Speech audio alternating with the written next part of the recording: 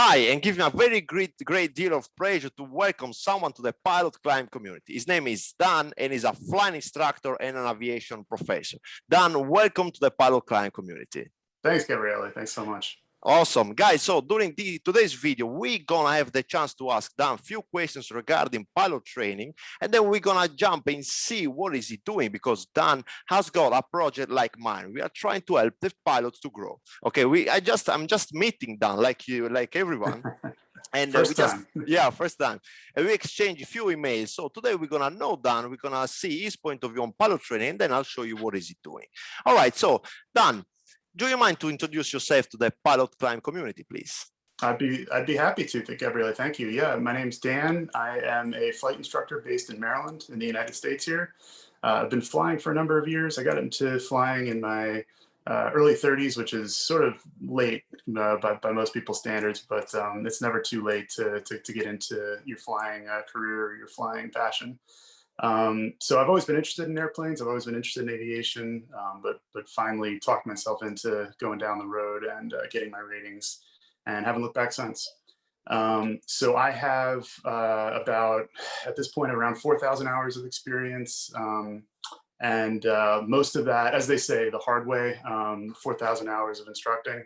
Although I didn't find it that hard. I found it really joyful.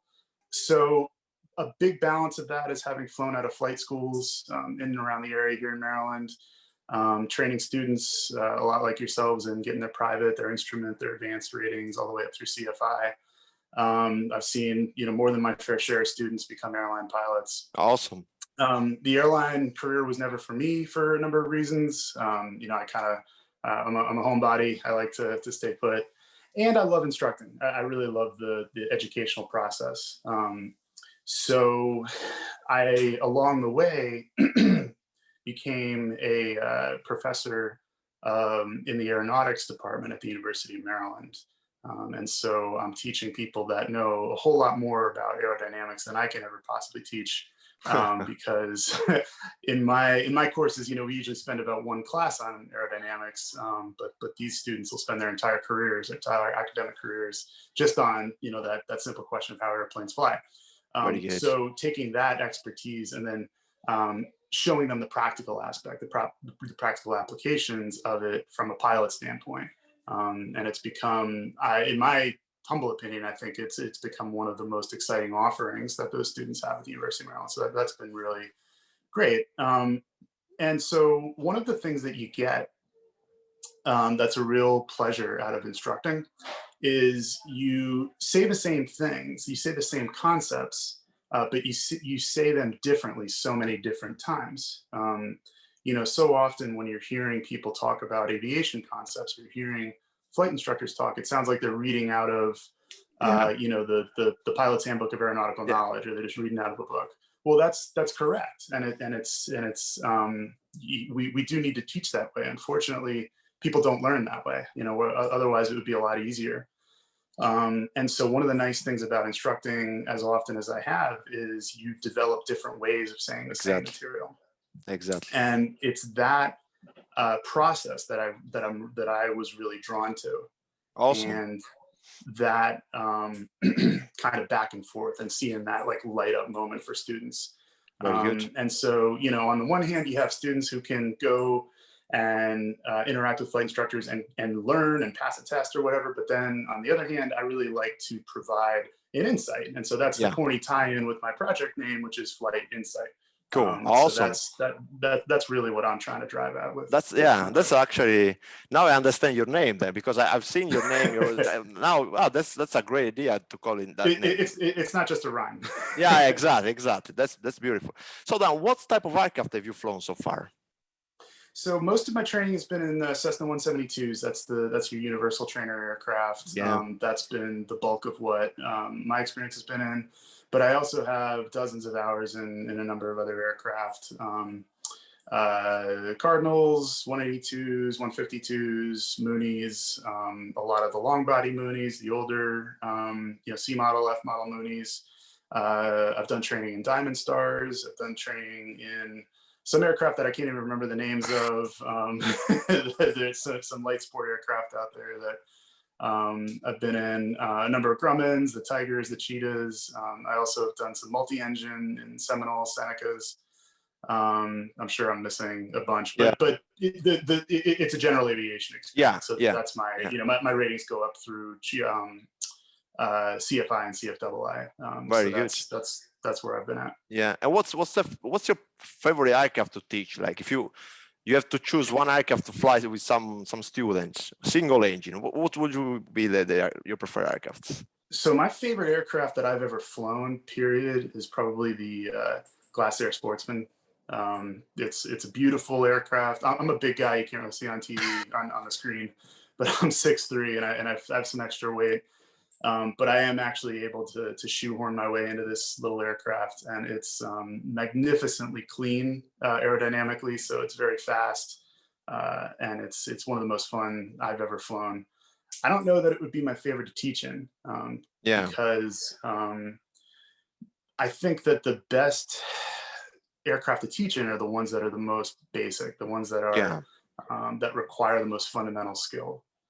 So, what we pilots call stick and rudder skills, where you really need to watch your coordination between what you're doing with the ailerons and the rudder.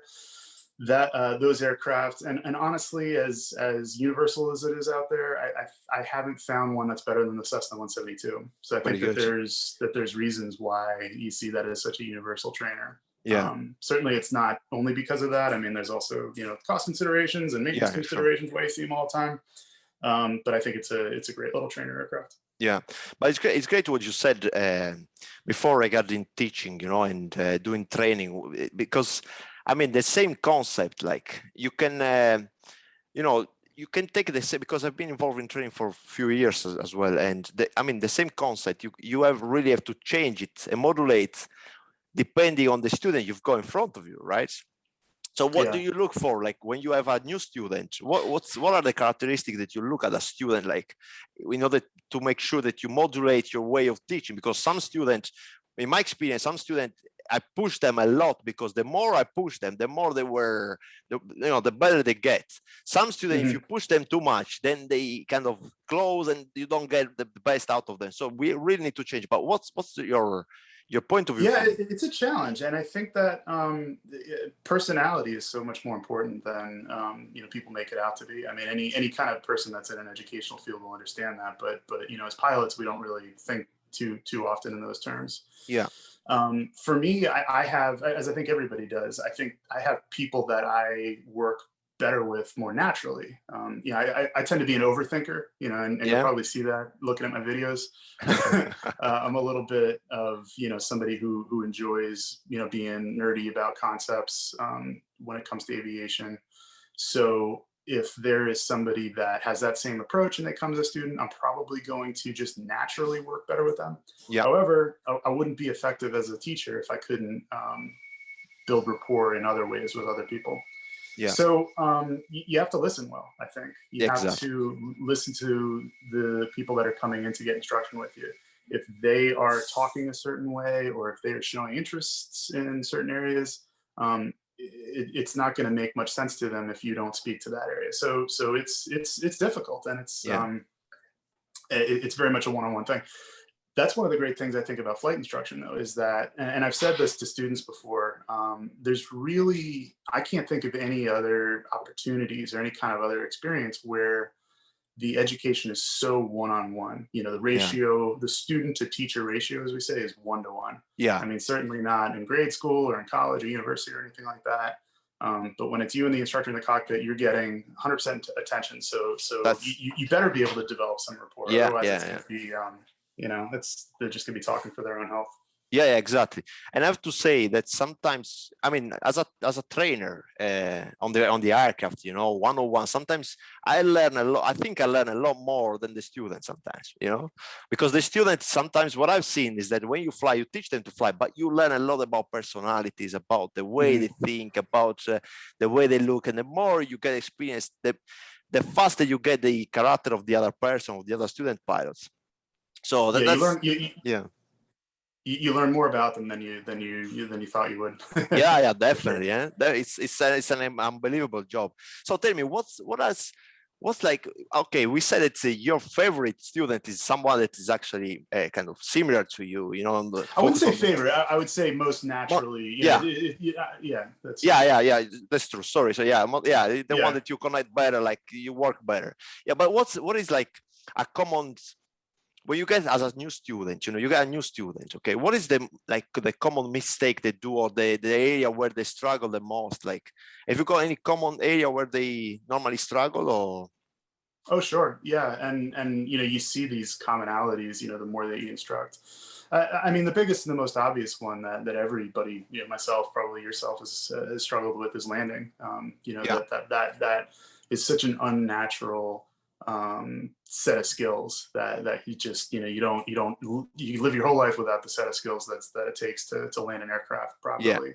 And the number of things that are going on at once, and the small minute changes that have to happen, and that is not only is it something that I think is a frustration for most of my students, but it's also a frustration for most instructors on yeah, how to instruct on something that really is such a mechanical skill, such like a muscle memory kind of an okay, instinct.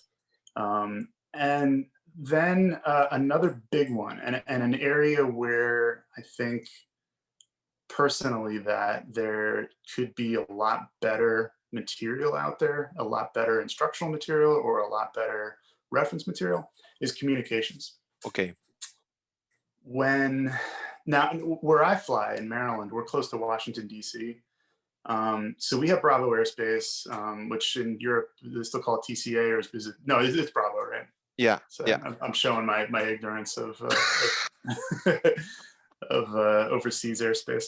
Um, but in addition to that, we have a special area around DC that's actually, because, and it's now 20 years old, because today is the 20th anniversary of September 11th. So communications is a must, you know, yeah, whereas sometimes you're learning how to fly in remote areas and you don't really need to say anything on the radio ever. Our students have to, from a very early point, develop almost professional level communication yeah, skills. yeah, And you know, you and I are talking, and you know, all of us are able to talk in the moment we're born, but you add the stress of learning to fly, and you add the stress of the cockpit, and all of a sudden your tongue is tied, and yeah, we've all experienced it. So that area, that ability to practice, and that ability to gain insight into not just what to say, but why is it that yeah, we're saying what we're saying, is going to make things a lot easier. So yeah, yeah, those are two very, very, very yeah. common areas that I see a lot.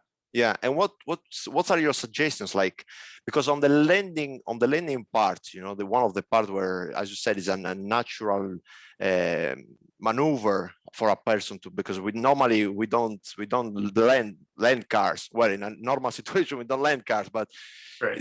but it's because it takes practice. But do you have any specific suggestion for a student pilot that is doing his training now that could probably help him or help her to improve the landing techniques, or do you think only practice will take them to a level that's acceptable? So yes and no. Obviously, practice makes perfect, but I always tell students that there's two main things that are happening when you're landing an aircraft, or that should happen when you land an aircraft.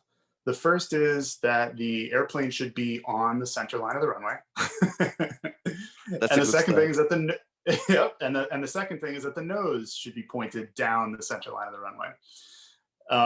So those two things now obviously have to happen, but they have to happen at the same time. So this is going to get into the discussion of, okay, what are you doing with your feet? What are you doing with the Yeah, aileron? What are you doing with the elevator? Um, your rudder is what's controlling your yaw, right? So what a lot of students aren't prepared for is they will be focused on one of these aspects. I want to make sure that I get the airplane on the center line of the runway, where the other aspect, the making sure the nose is pointed down the center line of the runway, doesn't get the same attention, yeah, because you have to do them at the same time.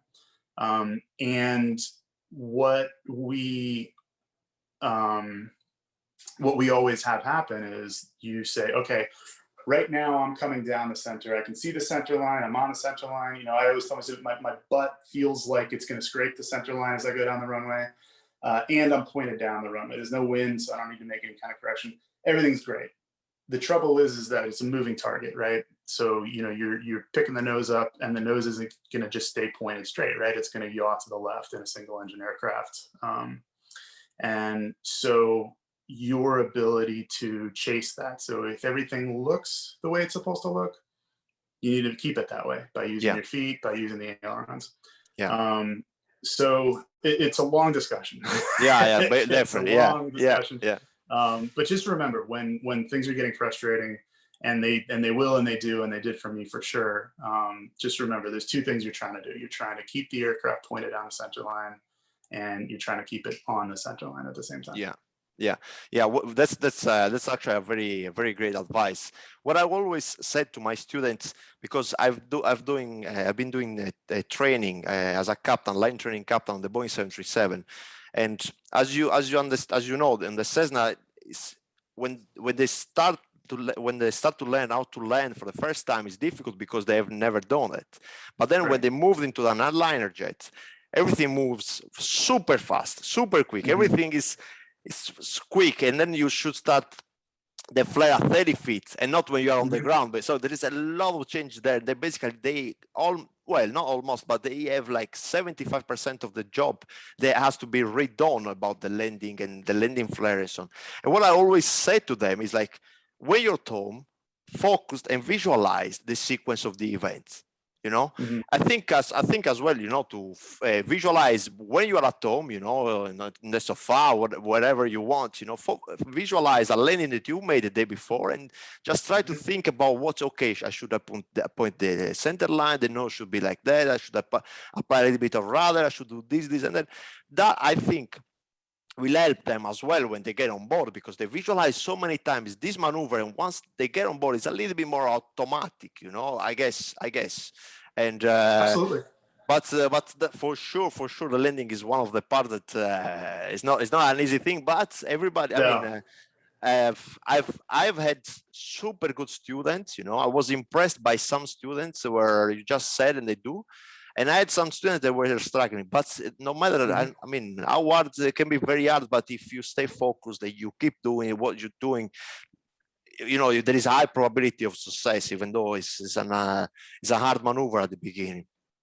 So, I like what you said. I like what you said about visualization, because you know, as instructors, as people with a ton of experience, we forget how much anxiety goes into landing. And so what the natural response is to just kind of freeze up.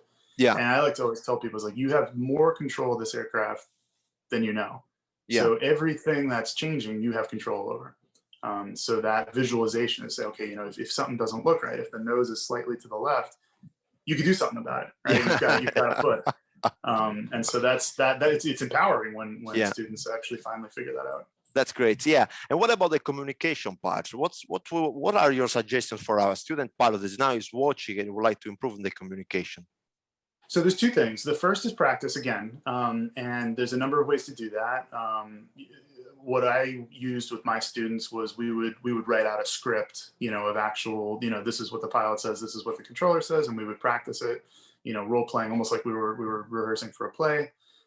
That's good, but what I think is even better is to understand why things are being said, right? These things don't happen in a vacuum. If they did happen in a vacuum, in other words, if we had no idea what a controller was going to say, it would make our job as pilots much, much harder.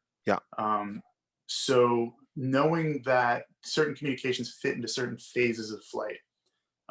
So in my world, in the general aviation world, you know, if I'm taking an IFR flight, for example, I know that my first contact with the approach controller, they're going to radar identify me. And then they might give me climbing and vector instructions, or they might tell me to join a Victor airway. I know that. And I know that because I understand the phases of the flight. I mean, the same thing in the airline environment, right? You know, you're gonna, you know, take off and you're gonna contact approach, and you're gonna tell them what departure you're flying, and then they're gonna give you your flight level assignment or something like that. So there's the word for word aspect, which is helpful, but remember, you know, as soon as somebody throws something that's a little bit different, that's not on the script at you, unless you understand why they're saying what they're saying, that's going to throw it off. So where I like to come in is the why, the you know, what can you expect? at different portions of the flight. Very good. Yeah, yeah. And I don't know if you have experienced this, but normally with new students, when they start to talk to the ATC, especially as well, I've seen it many times online when I was doing line training. Some of the pilots, even though they had already the CPR, the AIR, they did the TPL and everything, when they were coming on board, they had a tendency to talk too much to the ATC. I don't know if you have experienced the same thing, like to request the taxi, you know, just say request taxi, your call sign, whatever you're calling, like the tower, and they say request taxi. You know, 2 words, easy, simple, and that's it. But I've seen that many student pilots have the tendency to talk too much. You know, they just build up a huge sentence to say very small and very precise, and asking for something that is very precise, like taxi. You know, I don't know if you have had the same problem. Yeah. Oh yeah, definitely. And I think that that kind of brings up another, maybe like a third, tip for practice is say it in your head first. Yeah. before you hit the push to talk, say it in your head. I always say,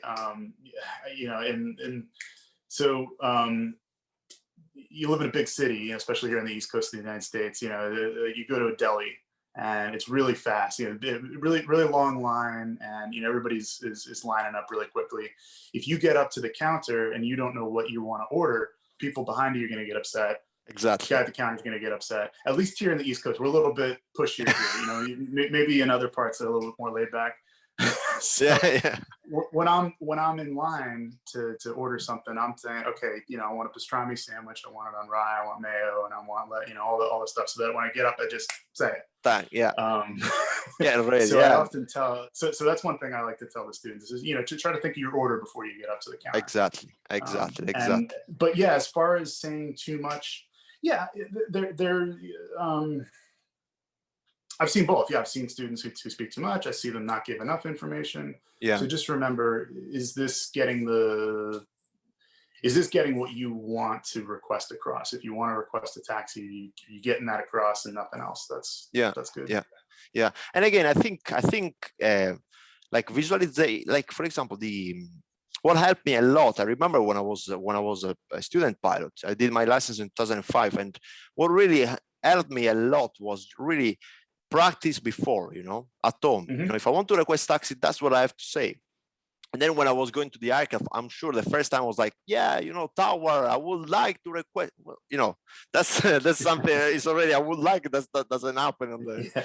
So when I see like my students, I always tell them, just be very, because the less you talk, the more you talk sometimes. It's I think especially in environmental, like the airliners, where you, like, let's say you land in Fiumicino in Rome or Madrid or Charles de Gaulle or London, all these places where you've got your number 15 for departure, Right. And as you said, if you're not ready you talk too much, that's a big deal, so very good. Awesome. So have you got any other area that you think the student pilot that are watching this interview should think about, like on their training, for example, like if there is anybody doing this training now and you would like to give them some suggestions? So seek out as many resources as you can. I mean, we could talk about, other challenging areas, like, landings and communications are a big one. I mean, there are, the thing that always stands out to me is everybody has trouble with VOR navigation. Yeah. Because, it is complicated and it's not something that gets used a lot. But if there are other specific items, seek out as many resources as you can. Seek out good resources. Make sure they're correct and they're authoritative and they're backed up from the FAA. That it's the same information. But certainly, like I try to do when I instruct, and like I try to do with my instructional videos and everything. See if there are different methods of learning that you can use. Yeah. Because I try to use different methods of teaching. Yeah, exactly. Because what I've seen as well in my personal experience, that sometimes when something is not really right to me, or I don't get a topic or something, I always try to find another way to learn, because sometimes it may be hard, but looking for different resources, sources is a good thing. Yeah. So now you said your training video. So let's talk about your project. Okay, as you said. Okay. So if you can just give us an introduction. What I know, and I've checked few of your videos that are available on YouTube. And as we were saying before the interview, they are amazing. You know, I was very impressed by the level and the professionalism of your videos, all the work that you put with the animations of the aircraft movie. Your voice is great. I mean, your tone of voice is great. I think they are very good. Thank you. I don't have the accent that you have, but thank you. I can teach that if you want. No, but it's gonna take a while. And can you, tell us about your project? Why you start that? What's your goals and so on? Yeah. I started 2 years ago, and I started it very much differently than what it sort of is becoming now. So, like I said, I teach a university class at University of Maryland here in College Park, and I have done a number of these, as any flight instructor has done a number of these ground schools, as we say, where you have students, and maybe you're meeting at nighttime or otherwise, going through the private pilot curriculum. And what I started to do was I took what I was developing and created all of my own coursework. I kind of, I didn't like the visuals that I was using out of the textbook. I didn't like the way some of the material was presented. So I, over time, just started to kind of evolve my own, using, my own graphics, my own animation, that kind of thing. And I started out doing it completely offline. I'm not a tech guy, as you know, Gabriele, as you're finding out. So I started off, I rented a conference room at College Park Airport, and I was able to get some students in to have some night sessions, and we had some, and it was just a really great chance to use my own materials, to see what worked and what didn't work. And then from there, it was just kind of a natural extension to start building that into an online platform so that people could have access to it. I mean, really how it started was, my students asked me, hey, is there a way I can get access to the lecture that you just gave? And I said, well, let me put it up on Google Drive, and then, just kind of built from there. All right. And so that built into the first private pilot online ground school, which is has been available. I have had students across the country and across the world use that. I have also used that with some youth organizations and some other educational organizations. I've worked with training programs up in Massachusetts. I'm currently working with a scholarship program in California that's using the materials. So little by little, I think it's a way to continue the instructional process. What that product is the same thing that you would get if you were going to be in a ground school with me. So that was really, it was really just as simple as that. It was just a way to say, okay, this is what you would experience with me in ground school. It's just in this online format. And what ground school is, and I get this question all the time, is it's classroom and it's theory for the entire private pilot curriculum. So are we getting up and flying? No, that's why it's called ground school. Yeah. But we are talking about the theory that goes behind it. We're talking about aerodynamics and weather, etc. So when you take your check ride, what private pilot ground school is designed to do is to make you better for the ground portion, the oral portion of the check ride, so that you can have a conversational proficiency with all the concepts. It'll also make, it's not just for passing check ride, it'll make you a much smarter pilot going through ground school. Knowing, again, having the insight on why you're doing the things that you're doing. In addition to that, because that was my main goal, I had a lot of questions from students going, Dan, this is great. I feel like I'm gaining a lot of answers to what it means to be a good pilot, but what about the knowledge test? Are you speaking to the knowledge test at all? So the FAA, I'm not sure about in Europe, FAA's knowledge test is, it's very comprehensive. It is not always aligned with what you learn in ground school. And it's not always aligned with what you'll need on a check ride necessarily. So sometimes the material is different. Sometimes the presentation of the material is different. So like, for example, knowing how to intercept and track a VOR is a skill that you'll need as a pilot. It's asked much differently on a knowledge test. So practicing for the knowledge test requires a specific set of skills. Exactly. So what I did is I created a more focused course that's just focused on the knowledge test prep.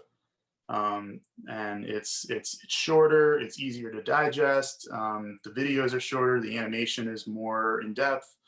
And I also took the same kind of insights that I use to explain concepts, and I took and I incorporated those into explaining all of the practice test questions. So the practice test question bank that goes along with the course, where you can take tests based on, a certain area of focus, or you can just take a comprehensive practice test, score yourself. But then rather than saying this is wrong and this is right and this is right, it'll actually kind of teach you about what the answer choices are and how you can think about it so that you can succeed on the test. That's a great idea. And first of all, what I really like about you, Dan, because guys, I want to make sure that this is really the first time I'm talking to Dan. It's a really live thing. But Dan, really, what I really like about you is that you're saying every time, know the reason behind a particular thing, because sometimes what I've seen that many people, they just do stuff because they read somewhere that is like that. But it's very important as a student pilot to know the reason behind it, because once you know the reason behind, you will never forget why you're doing something such as procedure, such as maneuver. It is very, very important, especially on the airline world. We have so many procedures that if you know the reason behind, you will see that makes sense, because if you only read it, you have to do something. Sometimes you don't connect the dots, and you just do it because you have to do it, but you don't know why, the reason. So Dan, from a flying instructor, is a great thing, and I'm sure your students are very happy about that. And then with your project it's amazing, because I always say something is learn stuff for the ground school, but then you have to pass the exam. Right. Because I mean, sometimes the best students on the ground school, the guys that have more knowledge than anybody, sometimes they fail the exam because maybe they didn't practice enough the exams. So the practicing the exam is another thing that is extremely important. What you did is, I mean, I haven't checked your exam preparation material, but I'm sure it's great. And your exam preparation material is only for the FAA exams, right? That's correct. Cool. All right. Very good. That's good. Awesome. At least for now. Yeah, at least for now. Yeah. The future's wide open, right? Oh yeah, of course, yeah. Dan, if you're happy, I can show the pilot kind community your YouTube channel and your website, so we can have a discussion about those two as well. Are you happy with that? That would be very great. Thank you. Good. So let me share the screen then. There we go. So I can do something like that. Here we go. So I think now we can actually see what is your YouTube channel first in here. Okay. So guys, as you see, the FlightInsight YouTube channel is very similar to mine. So me and Dan, we are really doing pretty much, we are really doing pretty much the same thing. We want you to help.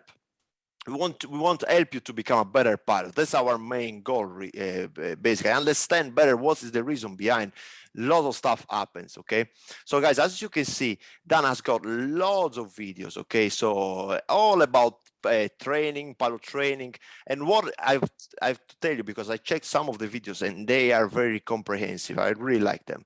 So Dan, let me ask you a question. What will be the best video for you that you think that every pilot should watch first? You know, as soon as they finish watching this interview, they should go on your YouTube channel and watch that video. What will be that? Well, it depends where you're at in your training, but right now a lot of these videos are focused on instrument. That's currently where I'm putting my focus. And one thing that gives instrument students a lot of trouble is how to enter holding patterns. Okay. So I have a video up on holding pattern entries explained. This one, master holding entries. Yeah, master right? hold entries. Yeah. Very good. Yeah. So there's three, without kind of reproducing the video here. I mean, there's three ways of entering a hold. There's parallel, direct, and teardrop.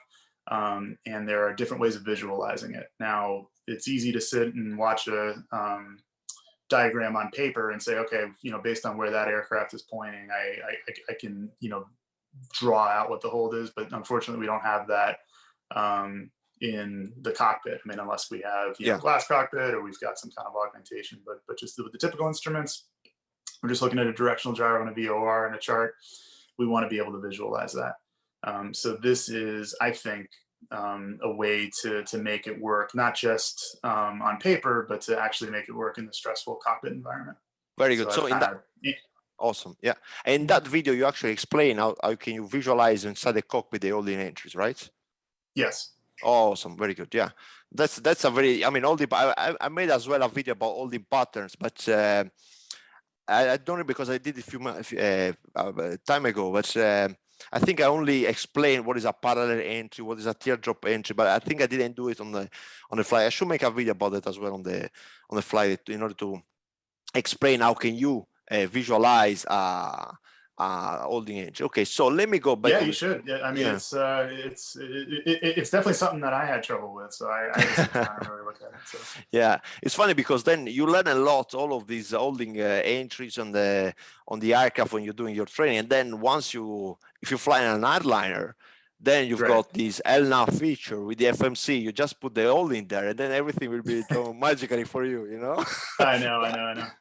But as I always say to my students, the FMC is just a computer. So if there is a mistake there, it's not going to correct itself. If you put something wrong in the computer, the wrong holding, whatever it is, it's going to give you the wrong answer. That's it. So we still have to keep our knowledge, fresh and at very high level all the time. Cool. Well, you should never be surprised by what the automation is doing. Yeah, exactly. I had so many, let's say, funny experiences. And you think everything looks perfect, and then suddenly you realize that it's not really that perfect. You know what's going on. Yeah, I can't wait to ask you about all those too. Yeah, we do, guys, because now we are doing this interview, but then soon there will be another interview where Dan will have the chance to ask me some questions, whatever question he feels like to ask me. All right, so then I see how to brief an approach. Very good. So guys, all these videos, just check them out. They're available for you, and go ahead, feel free to subscribe as well to the YouTube channel of Dan. Okay. Then let me go into your website as well, because the website, I've checked your YouTube channel, but I haven't checked your website that much, to be honest. So I can see, okay, you have got the online ground school there, then the free trial. What is this free trial basically? So it's just a chance to give people, or it's a way to give a chance to people to have a look at the online ground school. So it's the first 2 chapters. It's a 14-chapter course. So it's the first 2 chapters on aerodynamics and airplane systems. So it's about, I would say, 3 or 4 hours worth of content, just to see if you like it, if you like teaching material, if you have any questions about it. So it's and it's not one of those free trials where you got to get your credit card out or anything like that. It's just log in and there you are, and certainly drop me a line, tell me how it's going. But that's really all it is. That's very good. Yeah, awesome. And then is the FAA practice exam that we just we talked about. That's very good. I mean, so you can go ahead and click on that, because this is something that is available to anybody. I just made this free. If you just click on the FAA practice exam, this is drawing from questions that are right out of the test bank that I created. So you can time yourself, and once you get through, I don't know if we'd be able to see it on the website here. I think we'd have to get through the whole test. Oh, yeah. But and you got to do cookies. That's okay. Don't worry no problem. Yeah. But it'll have explanations for all the answers to the questions. Oh, that's awesome. Yeah. So that's actually, somebody can go there and practice straight away without just practice the exam. Yeah. Exactly. Very good. Awesome. That's awesome. So guys, really feel free to check his website, okay, the Dan's website, because as you can already imagine, it's putting a lot of work on it, and I'm very surprised of its level. Okay. Dan, I'm just starting this project like last year I started, so I didn't have time to put all the work that you put so far, because I'm very impressed. Very good. I'm very happy. Thank you, sir. Yeah. Cool. Awesome. So listen, Dan, is there any other is there any other suggestion that we'll give to a guy that is just starting now? Because I've had in my videos lots of comments about, shall I start the licenses now? Shall I not? What shall I do? How can I start the license? What are your suggestions? If you go, let's say I'm a new guy, okay, I'm thinking about pilot training. What would be your suggestion for me? So I would suggest you do what I did, and it's not that I'm smart or anything like that. I just happened to do it what I think would, in a way that worked out for me. There's 2 things that you need to become a pilot. You need time and you need money. And unfortunately in life, you usually have one, but not the other. Yeah. But if you can find a time in your life where you can devote a good amount of time into training, you should take advantage of it, and you should take advantage of it very aggressively. Cool. So if you have a period of 6 months or 12 months where you know that you can be able to get out to the airport at least once a week, that's when you should do it. If you are in a period like I'm in my life right now, where I can't leave the house at all, or yeah, I'm not that I'm under quarantine or anything, but just, you know, with working from home and with the new family and everything, now would probably not be the time that I would decide to go after my pilot's license. Now, if you're in that position and you're not able to do it, that doesn't mean you can't read. This is fantastic education. This is fantastic content. You can read everything about it. You can do a ground school. Remember, you could take the ground school with FlightInsight, and your endorsement lasts forever to take the knowledge test. Yeah. So the more preparation that you can get in your mind, the more preparation that you can get on the ground, once you do reach that point in your life where you're able to devote it to flight training, you'll be that much better prepared. Very good. Awesome. Awesome.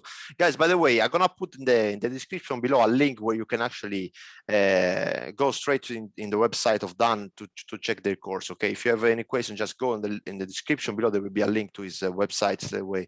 And what I would like to add as well, you know, there are, I spoke sometimes to some people that they had a lot of doubt because they see this big mountain as the pilot training as a big mountain, you know, where you have to spend a lot of money, put a lot of efforts, and maybe you won't find a job. That's what I heard many times.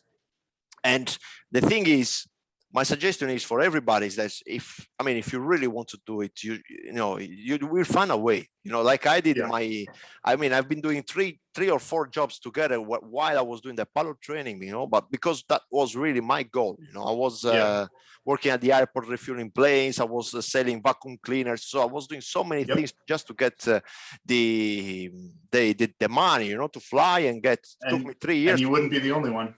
Yeah, exactly. No. So the important thing is never, really talk to, you know, everybody should talk to with himself, you know, or herself, and say, do I really want this to be my profession and for life? And if it's the answer yes, go ahead, you know.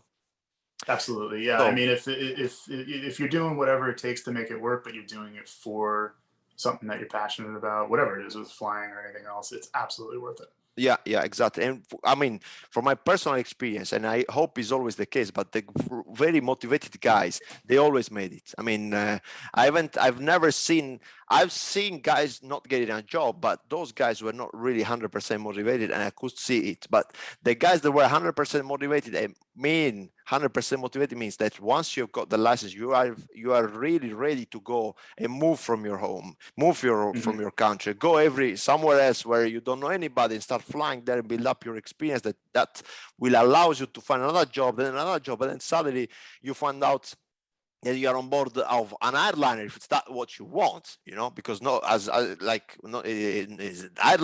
are not all of the pilot loves airlines like you know, you prefer to be an instructor, and it's a great thing, you know. Okay, so Dan, anything else you would like to add to the pilot climb community, to all the pilots? And because in the pilot climb community, we've got student pilots, we've got Seamers as well. It's a big community in the Seamers. Anything you would like to add to them, or? Well, I mean, first of all, thanks, Gabriele, for you know, sharing me with the community. It's a great community, aviation. If you guys are new to aviation community, I mean, it really is a great culture. Yeah, whether you're going airlines, whether you're doing it like me, just kind of, you know, instructing, whether you're a simmer, I do that too. I like VATSIM. I think it's a great platform. It's terrific. So I think you've got a great guru. You've got a great mentor with Gabriele. Thank you very much. Thanks. But which flight simulator do you use? Do you use Flight Simulator, X-Plane? Which one?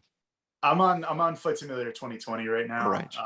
And I'm on the VATSIM, and I do it, you know, every now and again.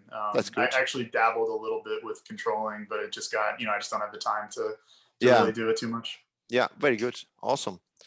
Okay, guys. So as usual, Dan, thank you very much for your time. Okay, it's been a great Absolutely. talk Thank about you. pilot training. That's great, guys. If you have any question, leave a comment below, and then we will help you out. Okay, if you want me to ask any question to Dan, just feel free, leave a comment below. You're gonna have on the link descriptions on the description below all the links to get to the Dan website and Dan project and everything. Okay, so guys, thank you very much for your time, and I'll see you in the next one.